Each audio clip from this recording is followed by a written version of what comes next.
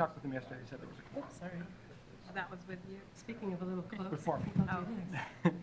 I was holding on to the name I was going to attend until I got the notice she was actually going to be released. You just pushed the It was like button. 5 o'clock last night or 4:30. How are you doing? I'm a couple minutes early. Come up with No, new are you life sick? for us?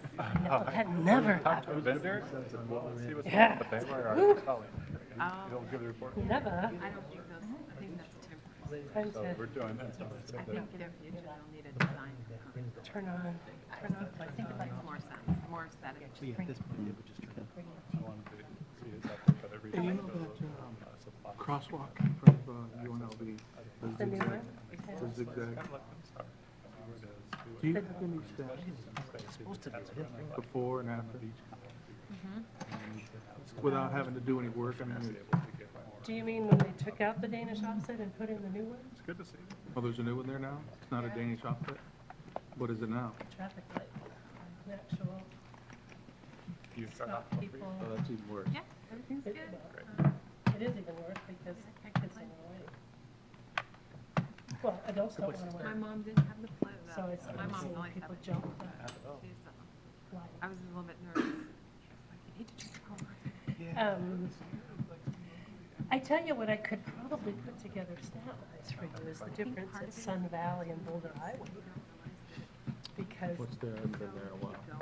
East Is Side it a Cannery, Danish? Did that, he's No, I mean, is it a Danish and my outfit? mom. it is now. It just By went the out. How long? time she was sick. How long has it been one? So I'm just gonna, Well, you know, the one at our, at UNLV was the first one. Right. I'll use Period. that. This is probably the latest one. I guess there's a, Went in maybe something, August. in 15 minutes. That's why I was thinking the one in front of UNLV, because it's been there the longest. Well, they didn't even offer that. In fact, they didn't even swab the plant. But we didn't do, we weren't smart enough to do before and Huh. after. Well, maybe by the time it was obvious. Or do you want me to move it down here to you? Give a An older case. test that takes like 4 days. On a Danish Like, offset. well, what good is that? No. 4 days, you either know you have. I'm trying to show that, simply having marked crosswalk and having, you know, the signs September and right there on both sides, this is a crosswalk. That's not enough. Which isn't a big That you can surprise. still miss it, depending on the time of day, Come down a little bit conditions of and what have you. Depending on the street too. Live stream. So, True. NDOT has a whole, So we were like, maybe we don't do I this. shouldn't talk to you starting on time since I was On the actually other on hand, time. you know, her NDOT has a visiting matrix hospital, of if and now it's, she's out, well, if the street is this got many options, lanes okay. and if it's this Maybe speed if she had and. gotten it, you know, So of course, the reality is that there really is no safe. in a different stop on way, she 45 would right have, now. it would have affected her more. But it does, He's running high levels. Well, this is only a third, only a 30. but five lanes. So she should be really built up by now. Chat out. Okay. Still on the boat platform. Okay, I think we're still on time, kind of, maybe I'm a minute late now. Let the record show that I was actually early, I think that's maybe the first time ever. So welcome, everyone, and we appreciate you taking the time to be here. My name is Erin Breen, and I'm the chair of this committee. And Chris, is this your first time here? Second, Second? yes. Was I not here the first time? Here. But Rick, it's your first time Yes. because we screwed you up on the last one. So I think we'll do introductions if the committee doesn't mind, and then we'll move to public comment after that, okay? So again, welcome. I am part of the Transportation Research Center at UNLV, and a longtime pedestrian advocate. Ta-da. Bill? Bill Redfern, retired from Metro, and now I do consulting work for attorneys and insurance companies. Shannon? I'm Shannon Aharts, and I'm actually the vice chair of the committee. And my hobby, or actually my real job, is traffic engineering, and so I have a very high passion for pedestrian safety. I represent the city of Henderson on this particular committee. Thanks, Shannon. Hi, I'm Audrey Aslan, and I'm a civil engineer, and I don't remember who I represent. Do you guys remember? No, I think you predate me. county or this, it's one of the, because I'm on another committee, so I apologize. But in any case, I've been, this my second time or third time, I'm not sure, so. Nice to see you. Rick Skipton, I represent North Las Vegas, new first time, go easy on me. Retired, and I'm also on the board of the Southern Nevada Bicycle Coalition and work with them, so. Welcome. Thank you. We're very happy to have you, Rick. My name is Chris Lujan. I also represent the city of Henderson, and I'm an architect with TSK, Tate Snyder, Kimsey Architects. Scott Ottoblu, RTC, Transit Amenities Section. Eric Trosdell, RTC Transit Amenities as well. And that makes 3, Ellen Marcial, Transit Amenities. I'm David Gloria, I'm on the agenda team. Tammy McMahon on the agenda team as well. I'm Rick Rosen, and I manufacture, redevelop safety equipment, traffic safety equipment. Terrific, okay. So now we'll move on to public comment, and we actually have people in the audience that I don't recognize, so maybe we actually have people who would like to address the committee. So we begin and end each meeting that we have with public comment. So if you would like to address the committee now or at the end of the meeting, you're certainly welcome. Step to the podium, say and spell your first and last name for the record. Please try to keep your comments relatively brief, and understand that anything that you might bring to the committee could be put on a future agenda, but that no action could be taken today. So with that, is there anyone who would like to address the committee? Okay, moving on. Item number 2 on the agenda is approval of the minutes from December 21st. Has everyone had an opportunity to read the minutes?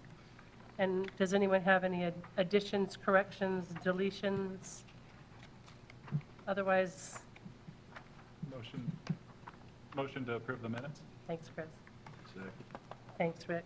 All those in favor? Aye. All right. Moving right along to agenda item number 3, receive an informational presentation regarding the design of the new slimline shelter for possible action. Might that have been what was in the, Yes. it looked like a state. Okay, so who's presenting? That would be me. Oh, it's one of the people I thought wanted to talk to the committee, okay. Okay, do you want to? Oh, How do you? If you just go up to the little screen up above, there's an arrow next to a screen, all the way at the top there. All the way at the top? Right there, oh, over 2, This one? one more, That there you go. All right. Very good, thank you very much. I didn't know. And then there's a clicker up there on the podium. Very good, You just, the arrows. okay. Well, thank you very much. It's a pleasure to be here today. My name is Joe Farre. I'm president and owner of Sigma Engineering Solutions. We've been contracted by the Southern Nevada Regional Transportation Commission to provide a preliminary design concept for the Slimline bus shelter. And this presentation is going to present some of the initial concepts that we're using in the existing design right now, and also step through some of the benefits and improvements that have been developed through this process. So as we move forward here, I apologize. Okay, so let's see here. Okay, so Slimline design objectives. Our first objective really was to provide a pleasant aesthetic that was consistent with the RTC concept. So as you'll see, this is basically a canopy type structure.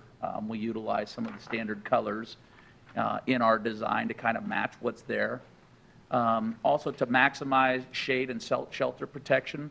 One of the things about the Slimline design here that you'll see is designed to fit within a 5-foot very slender sidewalk area to where the RTC may want to add a bus shelter in this location. So the whole concept was to design a bus shelter that would function within this 5-foot sidewalk area. Part of this thing, believe it or not, was to avoid mirror collision with the approaching buses, so that here we're putting a very narrow design in a very congested area, and we want to make sure that we're sensitive to the buses themselves when they approach the structure. Developing a universal design concept that, again, fits within this 5-foot standard sidewalk design envelope, which was quite the challenge. But also, some of the thought that went in here was minimizing foundation thickness and depth, and this specifically had to do with avoiding utilities. Anything we do when we dig up these areas, the thinner our foundation can be, the less we can intrude on potential conflicts below the sidewalk. And then last, and kind of an interesting design task here, was to provide a solar lighting package that would adequately light the bus shelter. So some of the things we're going to see here are around that and highlight some of these design objectives. So some of the design details that I will share with you is that we utilized an aluminum material to provide maximum corrosion protection. So we had some feedback that some of the existing metal or steel bus shelters, while they have a good coating, if the coating is nicked or scratched, it'll tend to rust, and then the rust tends to bleed down on the side of the structure. So one of the things was to go in here and utilize aluminum. So this whole design is based on the use of aluminum materials.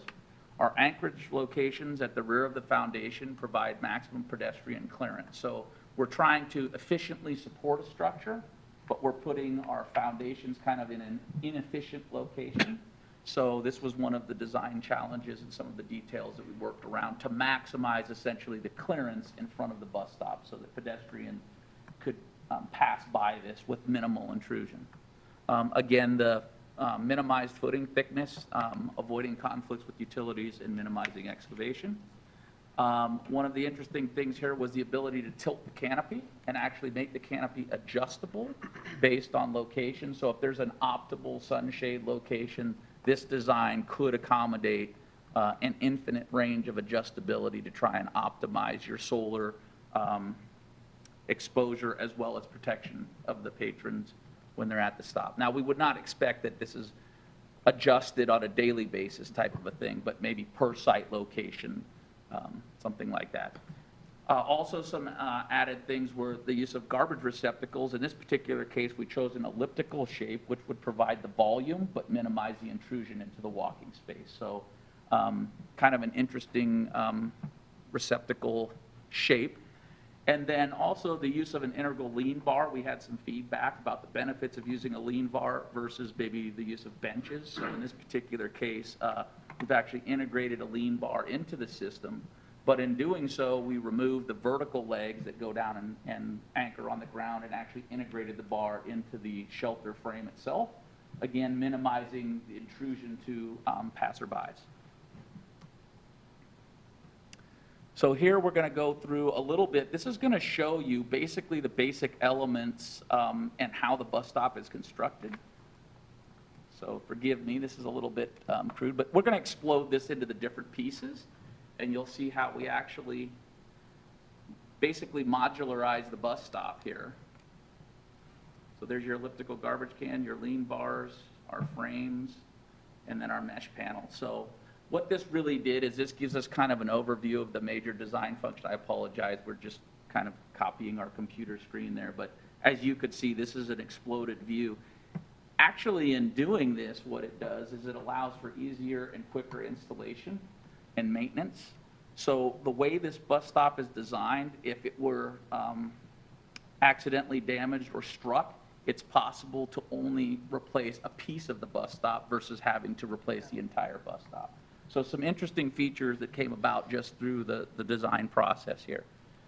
So the narration here on the next video might be a little bit poor, so I apologize, but what I tried to do here was kind of narrate some of the benefits of this bus stop and actually show the details involved in the design. Okay, so doesn't sound like we have any audio, so what we'll do is I'll just kind of narrate here. We're just kind of looking at the bus stop. Joe, hold on, let's see if we can get the audio. And while we're doing that, Madam Chair, if I may just interrupt for a second. So some of you who've been on this committee may recognize that we brought this design to you almost a year ago. It was a very conceptual, just a one-page drawing, but we've hired Sigma to flesh that out, and we're just about ready now to go out to bid for manufacturing. They've done an amazing job, and you'll see it out there. We'll go out after Joe's done and take a look. Anyway, so I just wanted to brief you on it or rebrief you on it that you've already seen this before. And the issue with the adjustable roof actually came out of this committee. I forget whose idea it was, but so, and I'm glad you pointed it out. It's not like the customers will be able to crank it and change the pitch, but a west-facing shelter will want to have a different pitch than an east-facing shelter, for instance, or north or south. Right. So we're very happy with that design, and it's not cost prohibitive as we were afraid it might be. So we're anxious to get, we're very excited about this and anxious to get it out on the street. Are we Is good? this the audio clip right here? Yeah, I just want to make sure I'm at the right. you just go ahead and start it. Let's see if it'll. Our model. Talk a little bit about the new RTC bus design and some of the elements involved. Start with the garbage can, which is an elliptical shaped garbage can. The shape allows us to maintain ADA access. So if we look here, you can see that this garbage can fits within the 60-inch wide sidewalk, but maintains a minimum of 42 inches between back of curb and face of garbage can. So by using the elliptical shape, we're able to maintain volume as well as clearance. We've also integrated the lean bars into the actual panel design itself, which allows not only the presence of the lean bars, but we've eliminated and provided more foot room here in the travel lane. So that's one of the benefits. In addition, we've added the route map frame that'll allow us to mount the route maps on the metal mesh if we choose. And also, and most importantly, we've integrated the ability for the canopy to freely rotate. Depending on location. And this is accomplished through the use of these internal pins that essentially allow us to create infinite rotation. But part of the benefits of this is we've also integrated the ability to adjust the lights. And as you can see here, as the canopy rotates, the lights can also rotate. Or they can be independently rotated for adjustment. But something that was tricky that was also solved in here, you'll see, is that the solar control box also needs to rotate as the canopy rotates so that we can maintain a level environment. And here we utilized a cam follower that allows us to maintain a level control box at any angle of the canopy. So some real benefits to the new design. That kind of gives us a quick overview of the new RTC bus shelter Slimline bus design. So again, I apologize for the quality there, but we are actually structural engineers, not mechanical engineers. So that feature of keeping that box level was one heck of a feat for those of us that are more versed in stable, flat, simple structures. So we're pretty proud of the fact that we came up with a way of being able to do that. We think it's a real benefit. It gives you maximum possibilities to really optimize the features of this bus stop in almost any environment. And I think that's important when you have such a small and compact design envelope. Anything that we can do to maximize its potential and versatility, I think is going to be a real benefit. I touched a little bit on the lights, but you know, we've worked very, very hard at coming up with a lighting scheme that will actually really light this bus stop up. And in doing so, we also recognize that we wanted to be sensitive to the environment, to people across the wall or people that might be local. So the ability to adjust these lights independent of the canopy itself is also a benefit where we may want to direct light a little bit away from maybe a neighbor or something like that. So some really neat stuff that happened there through our participation with our design group in the RTC. Solar became a big issue with this design. Initially, we thought we'd put a solar panel on this and hang some lights and go after this, but we learned that there were some lighting issues. And quite frankly, our first 2 iterations of the lighting did not work out very well. So we went back to the drawing board more than once to come up with a suitable lighting configuration that actually worked. Behind me, and I apologize, but is actually the bus stop lit up in an entirely dark warehouse. So you are seeing the actual lighting configuration of the bus stop standalone by itself. And in this, we also lit the back of the bus stop as well, which tended to be a security feature as well. So in doing this, we learned a lot about solar. We learned a lot about solar systems, battery efficiency, and the efficiency of the design. So this is really truly the leading edge in solar design right now. It has up to 6 and can provide up to 6 full evening light cycles on a single battery charge. Okay, so that means that in the event that the solar panel was disconnected, removed, or somehow cut off, this bus stop will function with the present design up to 6 full 12-hour periods of light at full brightness with no additional charging of the battery system.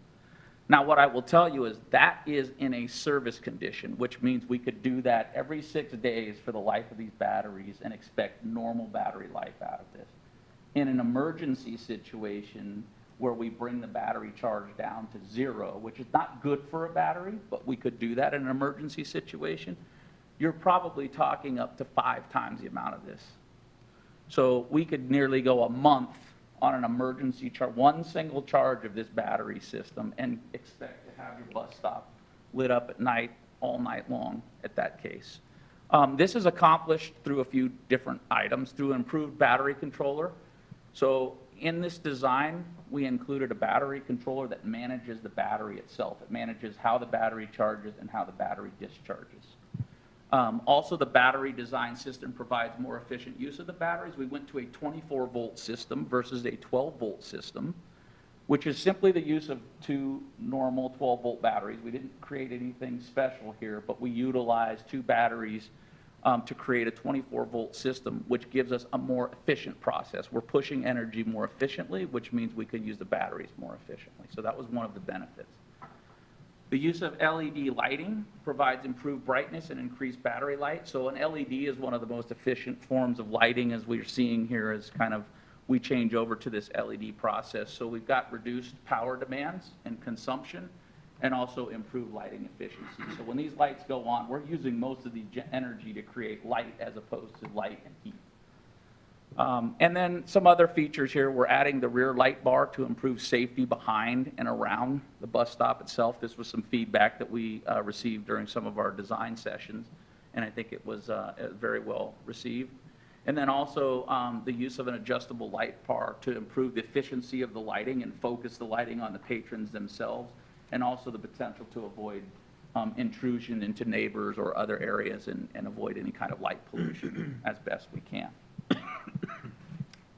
So here we see essentially this same picture. This is your bus stop in a completely entirely dark. So the only light in this picture is really being produced by your LED system. And again, I wish I could tell you that that was iteration 1, but that was about iteration 3 or 4 by the time we finally got there. But I think you're going to find that the proposed design is going to give you the type of lighting that these bus stops deserve, and in a manner that's going to be consistent and efficient with what's available in the market today. So nothing in this solar panel or solar design system is special. It is all off-the-shelf, commercially available materials. We just used them in a way that produced a very efficient system. So that's about it for my presentation, unless you have any other detailed questions. I just have a couple of general questions. One of them got answered. I was afraid that we were going to have riders battling each other for tilting the shade on the top, so that's good. Happy to hear that they don't get to do that. So the shelter frame itself, how can it withstand somebody a patron wanting to do it damage? Yes. In fact, one of the design loads on the shelter was somebody deciding to get on the top, walk around, hang on the actual shelter itself. So these are not usual design loads that we see in civil engineering for the most part, but we did consider the fact that a patron or someone else wanting to get onto the top of the bus stop. Yeah, I'm more worried about the lean bar. The lean bar itself, yeah, it's the same thing, people sitting on the lean bar. Using it to try to stand up. Right, right. And then also, believe it or not, wind really is one of the major governing loads in this condition. So even though we have mesh, we basically considered the bus stop fully covered, and then the wind loads at 120 miles an hour. So wind becomes quite the demand. And then the use of aluminum material is an interesting concept, because aluminum sometimes can have criticism with its susceptibility to fatigue. But in this particular case, we did look at fatigue, the design of fatigue, and associated with cycles and aluminum cycling and fatigue. And actually, we're very, very, very low stress in this. In fact, much of the material was chosen for basically aesthetic purposes, size and presentation versus actual strength. So you have a very, very durable bus stop that's resistant to fatigue, has the capability to support an errant person deciding to somehow hang on the bus stop, and then also basically for your wind and basic exposure. And then my last question would be, and thank you for answering that, I worry about the solar part. Yes. How easily ripped off would that be? So that is a subject that recently came up in one of our questions. We're working on essentially, there's two things that we have to balance in that: serviceability and maintenance, and susceptibility to theft. So one of the things that we haven't shown on here that we're considering is recessing the panel into the structural frame itself and hiding it, and then also using a protective metal mesh system around the panel that will allow the screen to be, the panel to be exposed, but that nobody can get their hands in there to pry on anything. So it will sit below a screen. It'll still get 100% of its light access, but there's really nothing to grab onto and pry onto.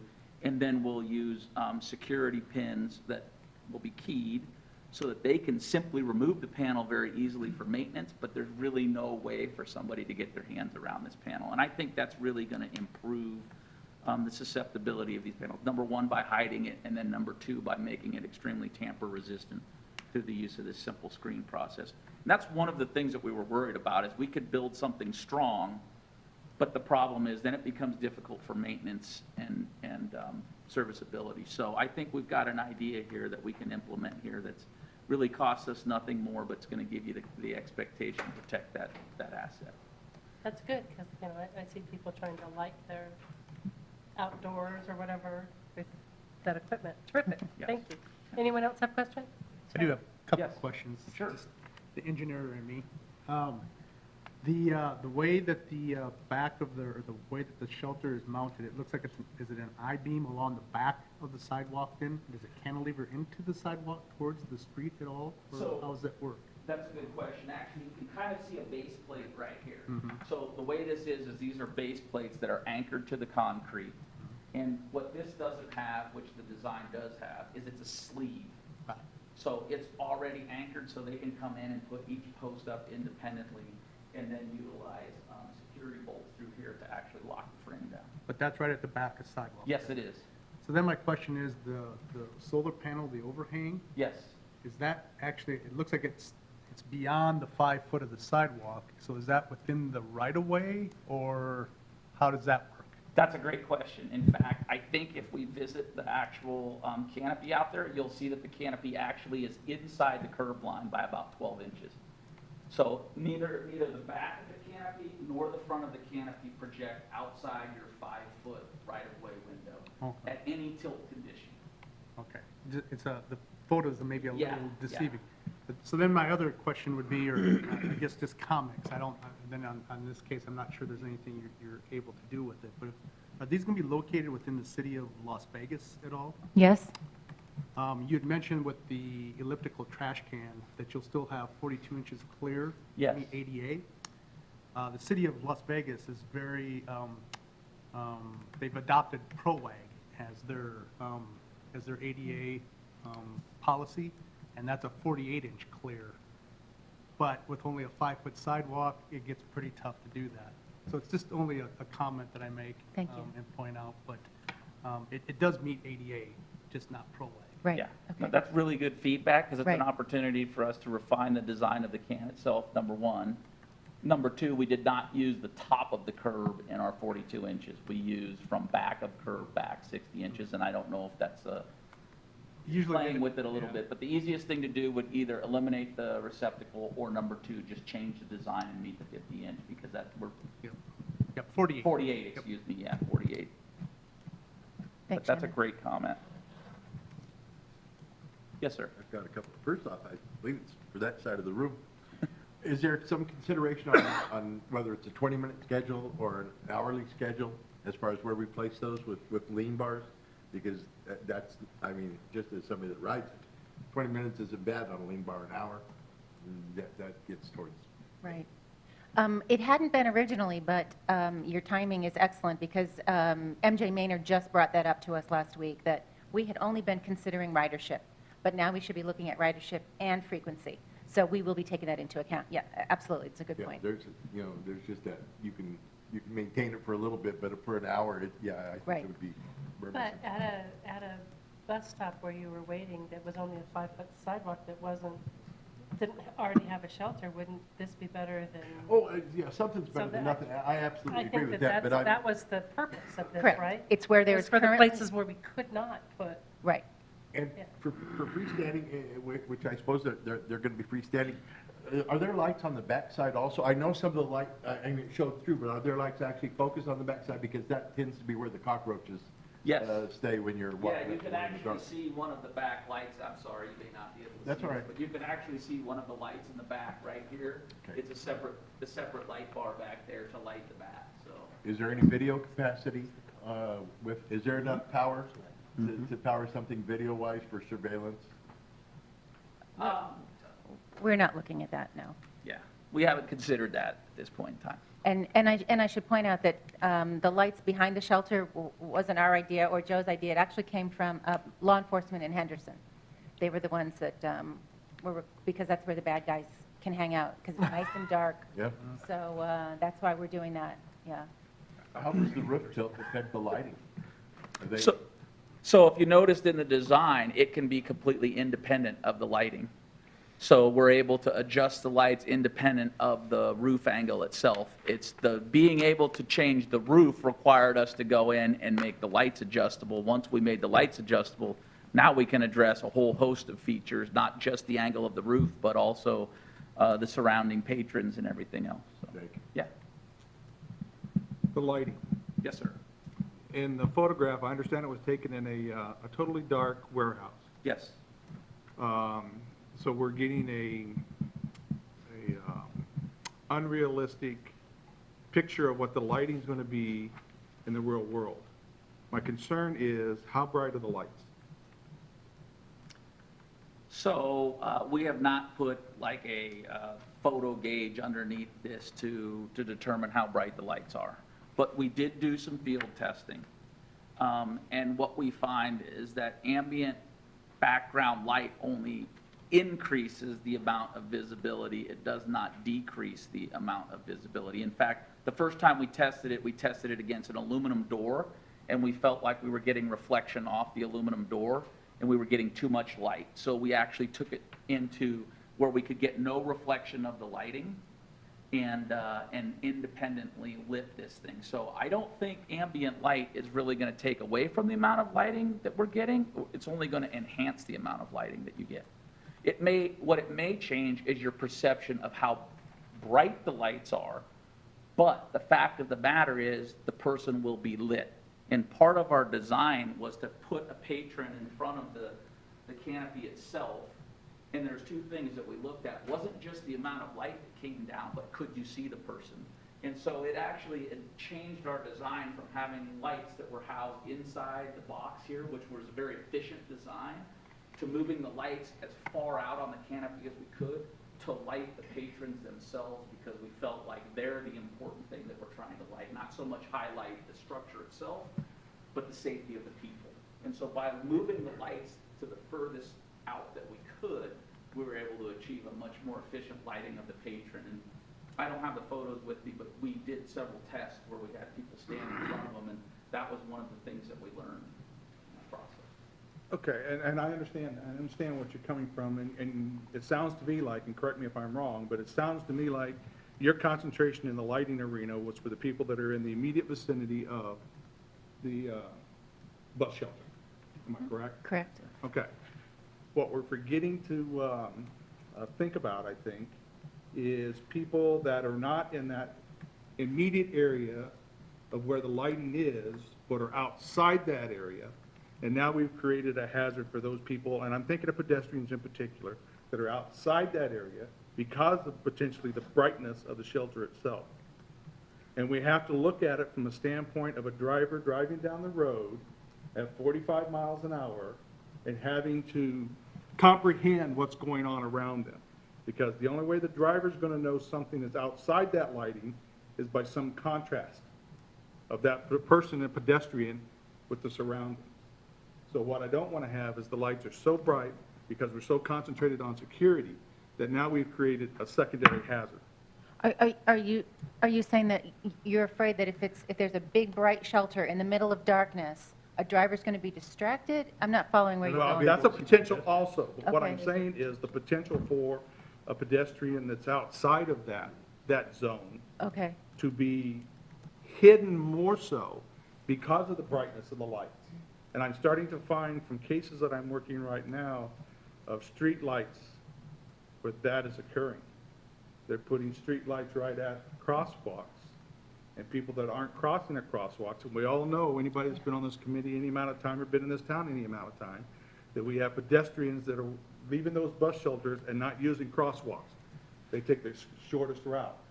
So I'm just worried about creating a potential hazard that I wish I had a great answer to that. What I can tell you, oh, I'm sorry, go ahead. Maybe Carl? Sorry to interrupt, Madam Chair. Carl Scarborough from the Regional Transportation Commission.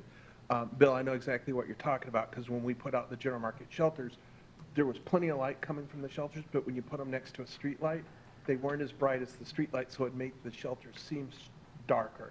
And I think the intent on this was to bump it up a little, but not in excess of a street light. So we don't want it to look dark because of comparison, but it's bright enough. If you can see it in the warehouse, because of the contrast, it looks really bright, and it is bright, but I don't think it's that bright. okay, that's, So, but, you know, I think that's a legitimate concern, and I know exactly where you're going. okay, perfect. As long as somebody was thinking about it, so Thank that you. we didn't Well- create something. Thank you.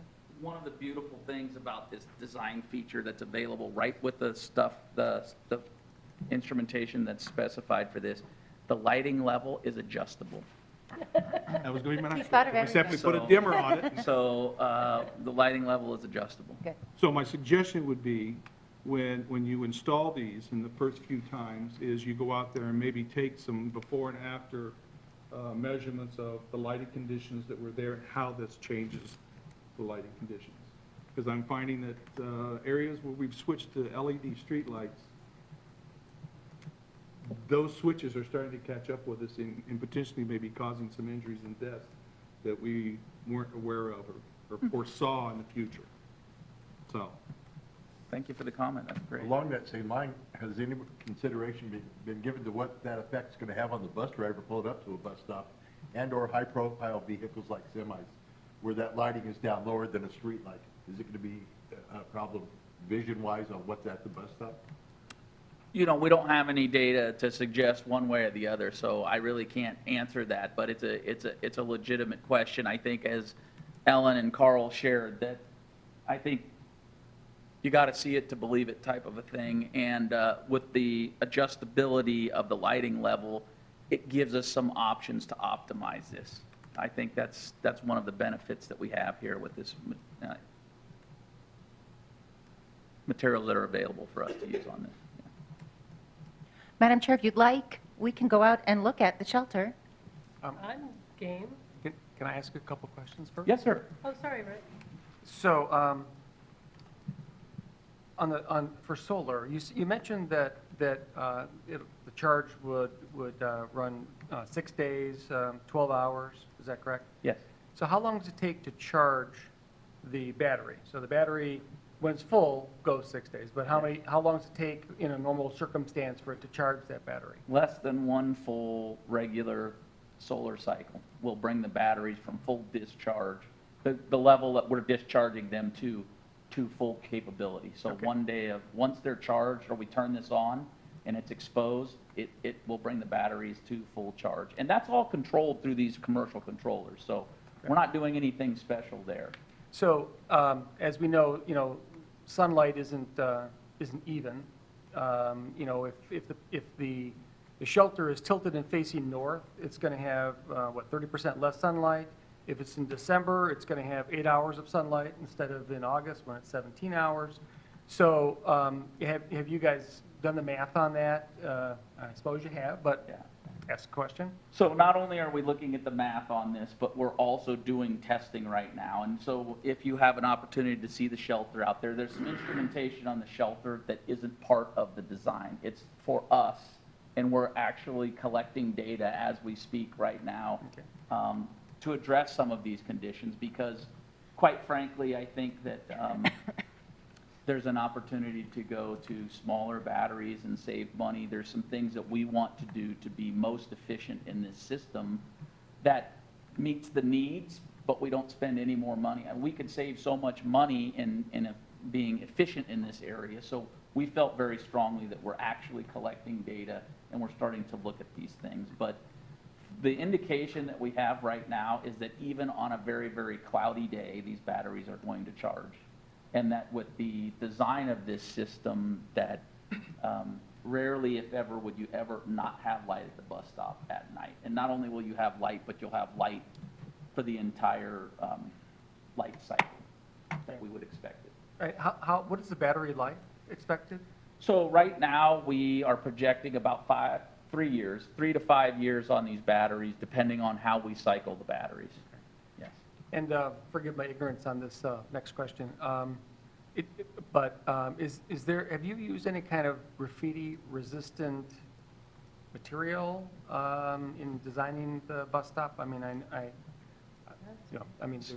So we have not, right now, we have not looked at the graffiti-resistant material, more in the corrosion side of things than in the graffiti-resistant side. Is that something that we think that might be of use?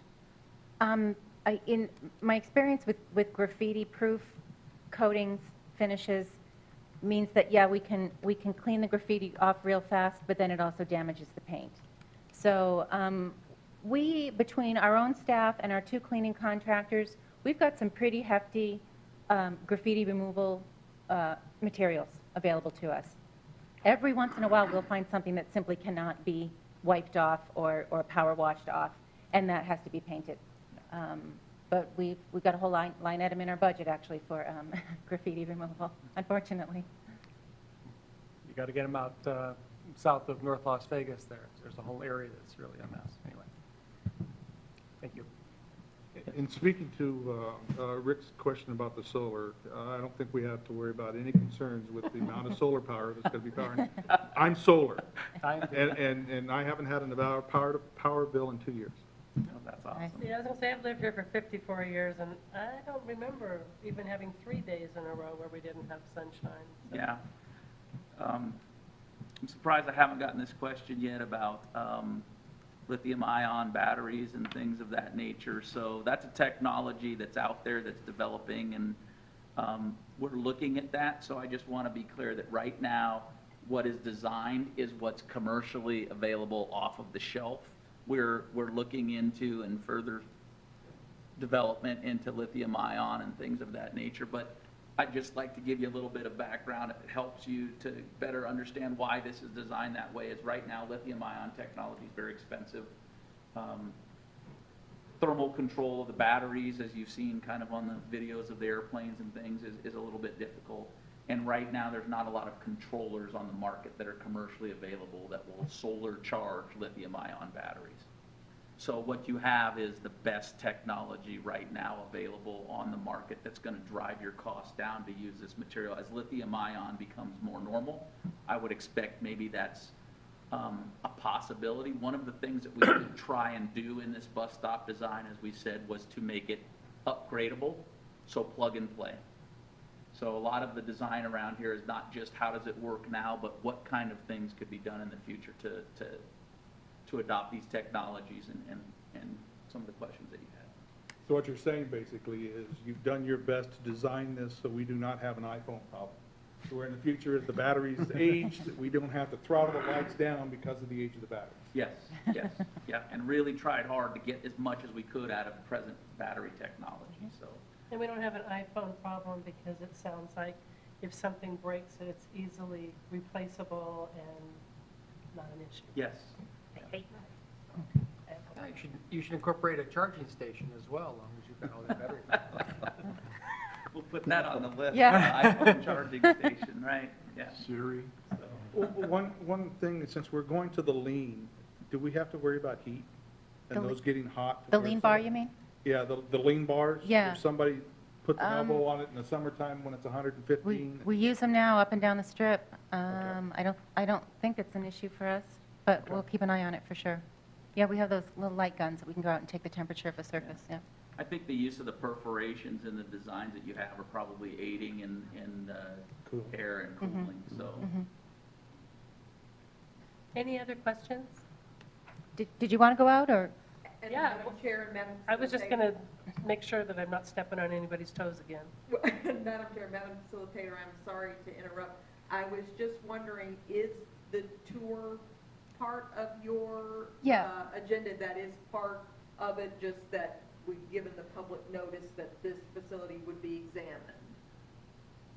And I know, because for open meeting, because sometimes. Well, right, and I think I know where you're going. And I was just about to say that, because this meeting is held in conformance with open meeting law, when we go out, when we leave this room, we leave the microphones, we leave our dictation facilities, we can't really deliberate out there. I mean, it doesn't mean we can't talk. We can talk amongst ourselves. Joe and his staff can be out there. But I think what would be best, and Tammy, if this is where you're going, we'll go out and take a look, and then we'll come back and continue the dialogue. We can look at Joe's, Joe has a few more drawings if they get into more detail, if that's what we need to do.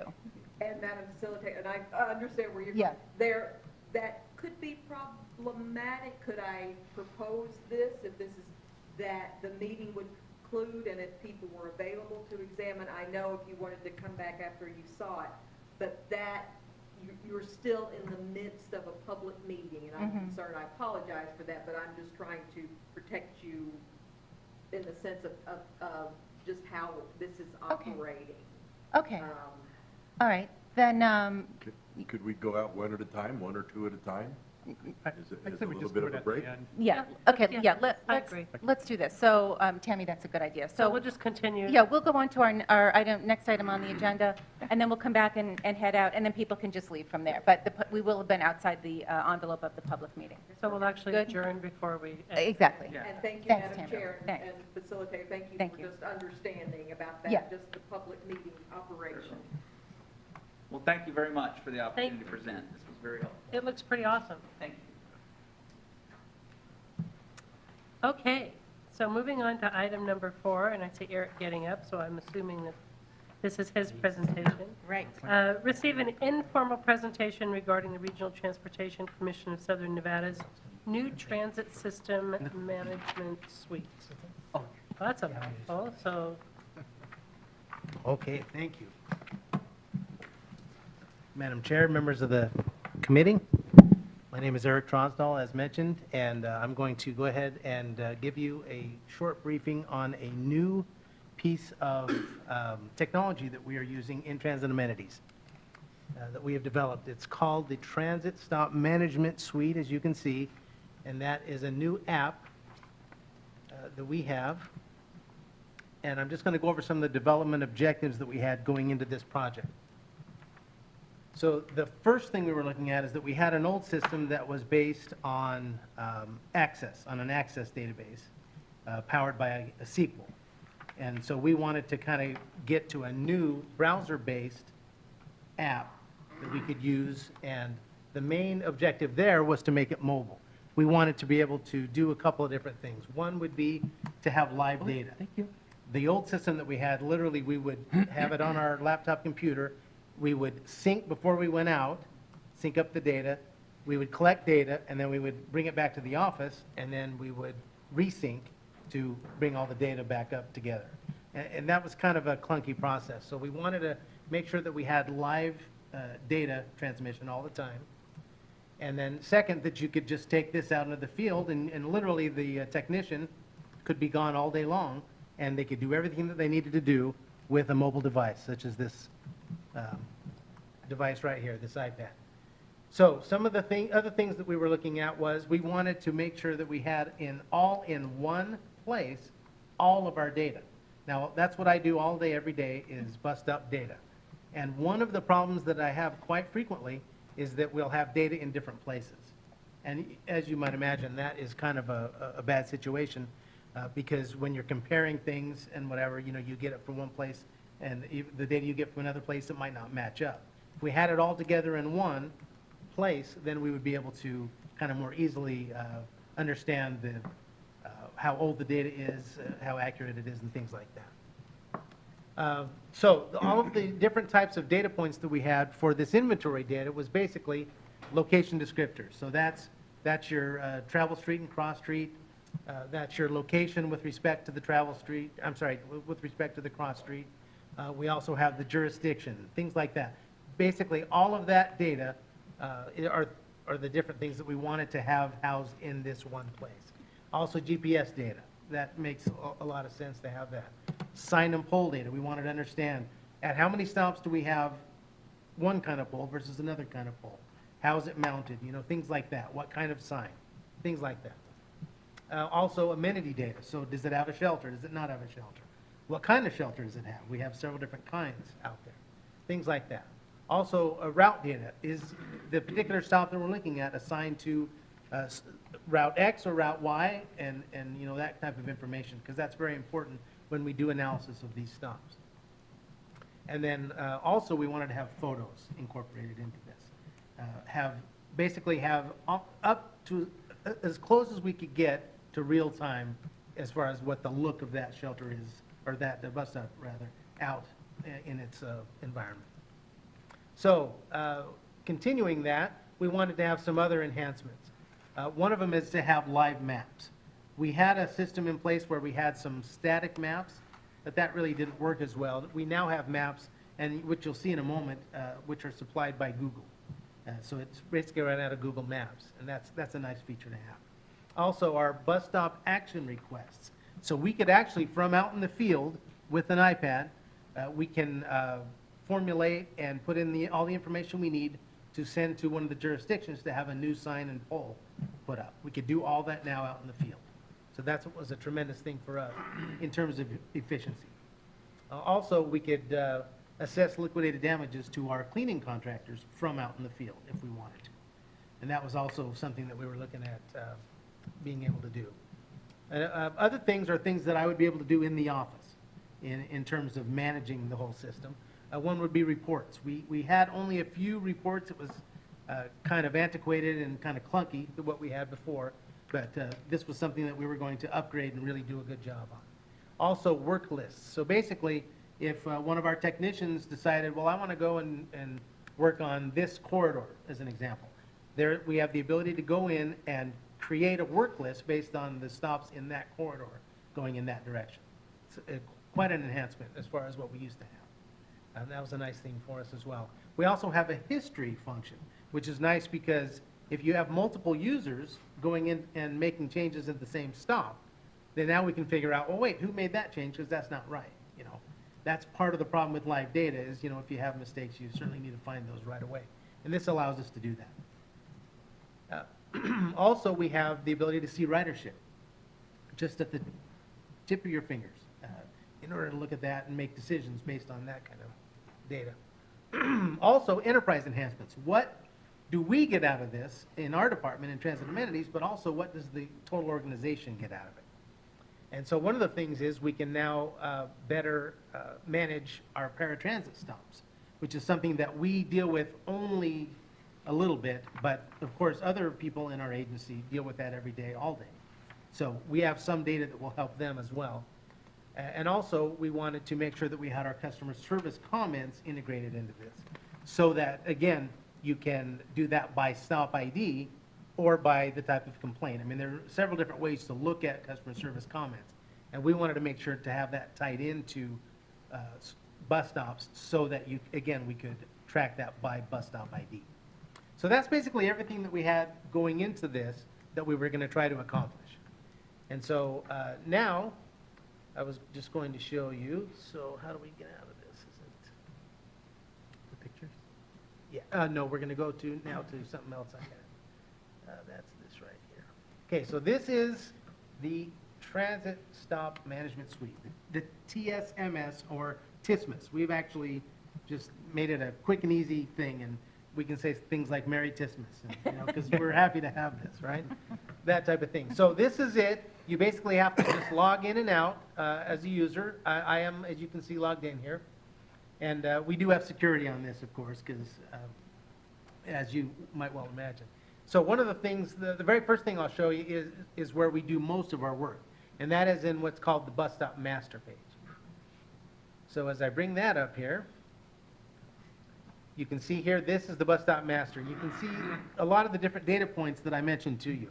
You can see the ID of the stop, the travel direction, travel street, cross street, the location, that's like far side or near side of the intersection, that type of thing. You've got your jurisdiction, the type of pad. You can see all these different data points are handles on the data. We can use those, we can sort by those basically and get almost any piece of information that we want to get. Here's your GPS data as well. So just as an example, the stop that's just right outside here on the street is 5479. That's, you can see there, that is Grand Central, northbound Grand Central, and that we just use at in this case, at the Las Vegas Premium Outlets North. And it's a part of our fixed route, so that's basically just the type of stop that it is. Information on the jurisdiction, so this happens to be in the Las Vegas jurisdiction. These are the GPS points. Down here's just some things that make it easier for us to do some of what we do. One is the last time it was updated. You can tell why that might be important to see.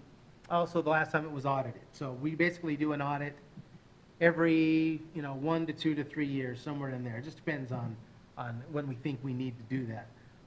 And then that tells us the last time this one was audited. Also, very important is what the cleaning contractor is, so that if a problem is called into us, we can very quickly know who to send that back out to get that remediated. So that's nice for us. This is just for use of our GIS department, basically. And then we also have a stop description and stop notes. So this would be, we would use this to say, like, for instance, it's in front of the whatever, a hotel, a certain hotel, or things like that. Sir? Do you use this for maintenance, proactive maintenance? So for example, the batteries we were talking about are going to last 3 years. To go out and look to replace those at the 3-year period as opposed to waiting for them to go dark. So that could be a future enhancement that we might make. We don't currently have the ability to do that. I will tell you that we do have the ability, though, to do our inspections, which if we're doing a good enough inspection or a in-depth enough inspection, those types of things will be, we'll see those, and then that allows us to then reroute them to whoever needs to go fix them. But as far as this proactive type of, we're not yet set up to do that on the amenities themselves. But, there are different things we can do, I'm sure. Yeah, that's coming eventually. We're going to try to automate everything, basically. And this is where we can do that, this one place. So basically, yeah, we talked about that. Stop notes, that's if you notice something, if you're at this stop, that you might want the next guy that comes along, to be able to see, oh, it's detour as an example, you might want to watch that. I talked to a guy there that said that it's going to be open back up in a couple days. You might put that information that would help us in the future know when to go back out to that stop, things like that. Next, we have all these tabs along the bottom. This is where a lot of the power of this comes in. As an example, if you're clicked on amenities, this particular stop out front here, as you can see, has a general market shelter, quantity 1. It happens to be a phase 1 shelter. The federal asset number is right here, and the provider is RTC. So you can see that there's a lot of different data points here. Also, the type of media that's at the stop, the type of bench, or at least that it shows it has a bench. Also, it has safety lighting. You can see that it has a sign, and it happens to be a blade sign, and then it has a trash can that was supplied by the RTC. So just basic information so that we know what's at every stop. Also, photos is a nice feature. You can see, this is what that stop looks like. You can see this picture was taken on the 2nd of November of last year, and that's an inventory photo, just tells us the type of photo, that type of thing. So kind of nice to have, on a lot of our older stops, we have a history of photos, typically going back to about 2006 is when we started to log these photos. So it's kind of nice to just see the progression of stops as we move through the years. So, also ridership, as I mentioned. So in this particular case, what we would probably most look at the weekdays and also the average ons. So our main data point at that stop is this one right here, 13.9 average daily ons, and we can see here that that data is actually from January of 2018, so it's pretty current as well. Safety attributes. These are the types of data points where we can use this data to make decisions for how to handle the stop safety-wise. And so you can see things like distance to the intersection, distance from the shelter to the curb, things like that. Also, the adjacent traffic, the speed of the traffic is a major concern for us. Happens to be 35 out here. Number of lanes, curb height, that's another safety feature that we talk quite a bit about. A lot of our more enhanced stops have, higher curbs, and so that's where we would keep track of that. Okay, and then also as we move through, we'll eventually we have no data right now for crashes, but that's something we were set up to figure out. Or it also could be that this stop has never been hit, and actually that is the case for this particular stop. But that's something we're still working on integrating. So also the routes that are assigned to this stop. So if we needed to know, as an example, what was on the sign, what should be on the sign, what routes should show on the sign, we could go to this and say, well, look, it's the 901 and the 902, which just happens to be the CX and the WAX. We have the numbers, of course, we project for the writing public the actual name of the route, but you can see there that we're keeping track of that stuff as well. Can you go back to the photo and Yeah. see if the sign shows 901 Let's and go and 902? see. Let's see if it's working. CX and WAX, ta-da! Okay, So, thank you. Anyway, we passed that one. Good. Good, passed the test.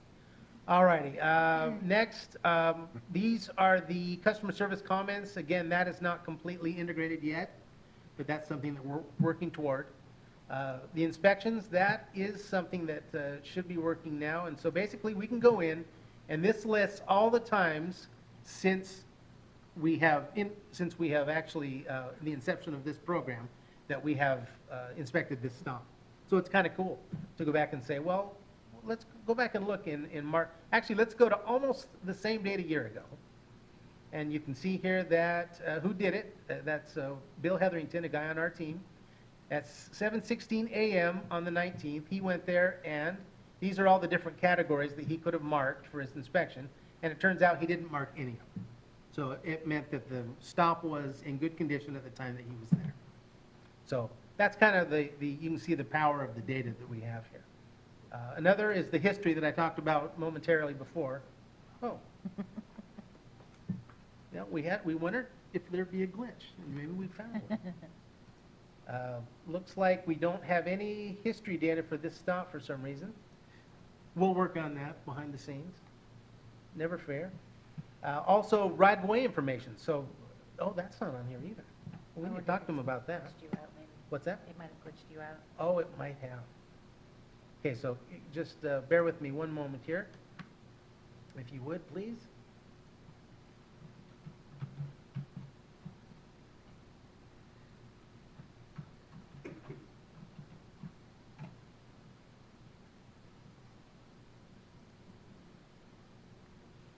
Okay, is it doing it?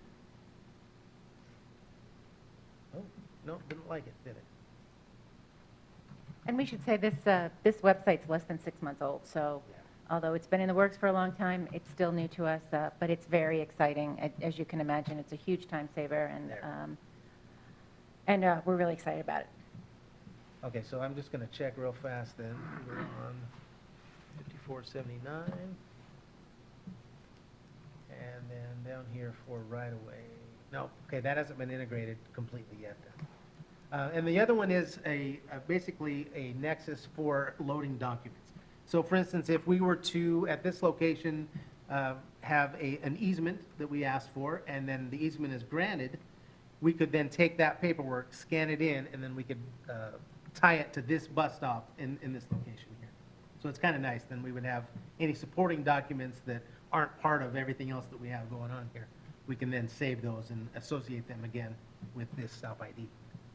So that's the basic idea. The only other thing is the actual inspection module that I wanted to show you, and you can see here, that's essentially what we looked at before, but this is the live version, where if we wanted to, we could actually come in here and say, okay, I want to inspect, let's just say actually, let's go nearer to here, the 113 in the one direction. Now, the way our system works, of course, is every route has a number, we know that, and then the direction, the very last number, is always the direction. And so that's 1 for north, 2 for south, and so on. So basically, this is the 113 route in the one direction, the northbound direction. And so once you come over here, you can say, okay, well, you know, if I'm just starting in the beginning, then I would just hit that right there. So it's stop number 35, which is 4th and Bonneville. This is the stop then that I would go ahead and inspect, and then when I was done, I would hit complete inspection, and that records everything that I've clicked on the page, and also time and date stamps it, and also eventually will GPS stamp it. So we can keep track of those types of things. So that's pretty much everything. Does anybody have any questions? Was this an in-house project, or did you contract this out? A little bit of both. We actually had a main developer come in, but then it was very closely monitored by our own IT staff here. So some of it was done by our IT staff. The main thing that you see here, the real infrastructure, if you will, was done by the developer. So since you have it in live time, is there the Mir app or the app for the actual rider? Do they have that in real time now too? Where the bus is, or? Oh, on the mobile app? The one that Scott showed us a few weeks ago? Uh-huh. Yes. Like the next arrival time? Is that what you're thinking? Well, there's one I know that I saw where you could literally, it would show the actual route, and you could see where the bus was on the route. I don't, Brad or Wycliffe, does that show on the mobile app, or Carl?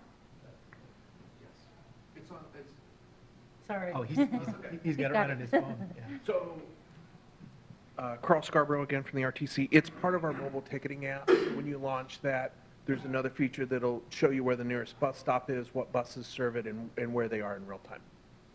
So but that's a public-facing app. This Right. is more of an internal app. And has that launched? Yes. I mean, the whole thing? Oh, yeah.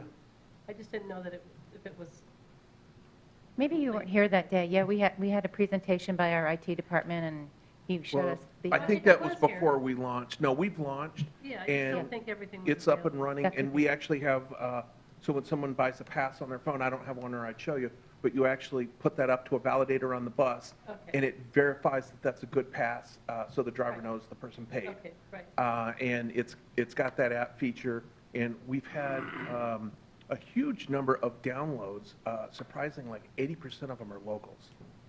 Well, you know, what I'm hoping it will prevent is, pardon me, pedestrians, but the idiots who step into the first lane to look downstream to see where the bus is. So, since Yeah, they most can see people it. have a mobile phone, I'm hoping that it will stop some of that. That would be nice. You know, I hate talking ill of pedestrians, but when I see stuff like that, I'm just like, oh, God, you know. So that's good, thank you. Is that it? Yep, thank you. Madam Chair, Board, my name's Scott Utteblut, and first of all, I want to say I'm not on the agenda, so I'm going to make this real quick and brief, but I felt compelled to give you an update from the last board meeting. We did that little presentation. Right after, well, about a week later, we got a customer complaint of a dark shelter, dark bus stop, and we went out, we took that American Solar stand that was here, the one, we looked at it, you guys evaluated it, and I think it was half and half, and you liked the lighting presentation, but it was kind of off on the aesthetics. But this is a presentation out at the stop. As you can see, the left-hand side is the stop without any lighting, and this is where they were standing, and this is what they had a serious safety concern about. After that, we went out and we mounted that. As you can see, we have 2 benches there. It's a 3-watt bulb, 27-watt solar collector. It's putting out quite a bit of light, as you can see. And we've moved on. We're still researching other alternatives, but right now we're going to reach out to ASE. We're going to get 11 more of these standalones, and we're getting 11 from Urban Solar so that we can do a side-by-side test. We're going to work with the our GAM department, and they're going to get some feedback for us so we can push on and actually see how the ridership likes the dusk to dawn versus the Urban Solar, which was the 5-minute push-button activated system. But this is where we stand right now, and I just want to let you guys know that we are working actively to get our dark stops lit, and this is where we're going. And Boy, hopefully, those people must have thought that you guys were like, yeah, we ran into that person and at the stop, and they did have a lot of positive feedback oh, for I it. bet. So, but I just want to give you a quick And of course, update. you and never let you know. get public kudos for that. You just, you know, it's We always just, the other. yeah, it's usually the negative side, Yeah. but It's a that's where we're huge- going. That's a huge difference. Okay, so, moving right along, and thank you very much, Scott. You're welcome. And Eric for your presentations. So we've come to that part of the agenda where we open the floor again for public comment. If there's anyone who would like to address the committee? Madam Chair and committee, first of all, hope you enjoy looking at the new facility. And just to follow Madam Facilitator's words, since you are a public body, no deliberative actions. That does not mean that you can't make comment on it, but just in terms of, since there will be probably a quorum there. So we would greatly appreciate that. Okay. Anyone have any other public comment? Any of the committee, anything you'd like to share? Or? Great, then I would say that we stand adjourned until, when's our next? Yeah, that's a good question. April, well, what's the third Thursday in April? Sorry, I do have a question. Going back to this, so the presentation from Sigma was for possible action. So that's left stand open, right? You're So correct. wouldn't we need to be able, if we are, I mean, that's why I was kind of just waiting if we were going to see this. I think if there had been an appetite to make any grand changes, we could have made that motion. And if you want to make that motion, you can. But I for totally possible action doesn't mean it has to be action. Well, I imagine also if you're on an AE side, possible action holds their scheduling. And if they're at 60% documents, I wouldn't want to hold them another 2 months if the ball was in our court perhaps. So that's why I was doing that. Is that the case? No. Okay. But I appreciate your concern. That's very nice, because I totally missed that, and I agree with you. We wouldn't want to hang anybody up for 2 months. We're pretty much ready to move forward. We brought this to you once, and so I thought we should close the loop and bring it to you one more time. And you all gave very helpful feedback the first time, so, but we're not allowed to deliberate though, so. I Anyway, haven't so actually this- said the A word yet, so. Oh, that's true. We haven't adjourned yet, so Chris, did you want to make some more comments on the record, or? I just didn't know if that had gotten Okay. skipped over, so. Fair enough, thank you. Totally, from my standpoint, yes. All right, so is it the 19th of April, Yes. our next meeting? Okay. Okay, so we hope to see all of you again on the 19th of April. And with that, we are adjourned, and those of you who would like to come see the new shelter in person, no tap dancing allowed, but it totally reminded me of the stage when I saw it.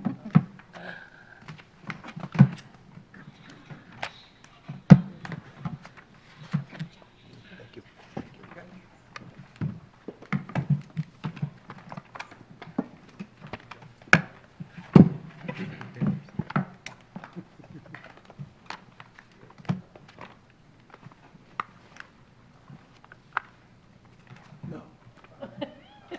sure we don't want to save his.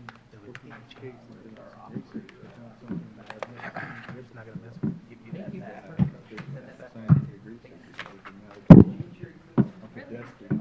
Being recognized, not necessarily dramatically reducing the traffic, but pedestrians. Yep, you bet. Learning drivers more efficiently and alerting. I was just dealing with whether or not to save any changes to his presentation. They paint I a don't zigzag line imagine anybody made any changes on purpose. down the center of the travel lane. And then they have. I don't see it, call Adam or, what was that gentleman's name? Flashing, Thank you very much. I think she had a cable. He needs to go back to him. Okay.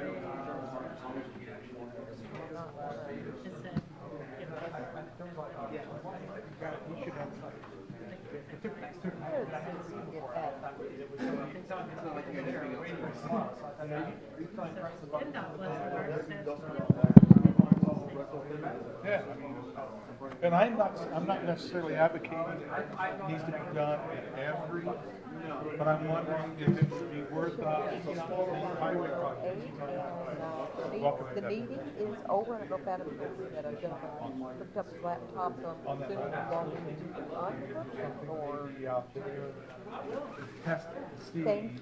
Yes, at one of those Bye-bye. bad intersections, you know what I'm saying? and one of the other things that I'd like to get your, see if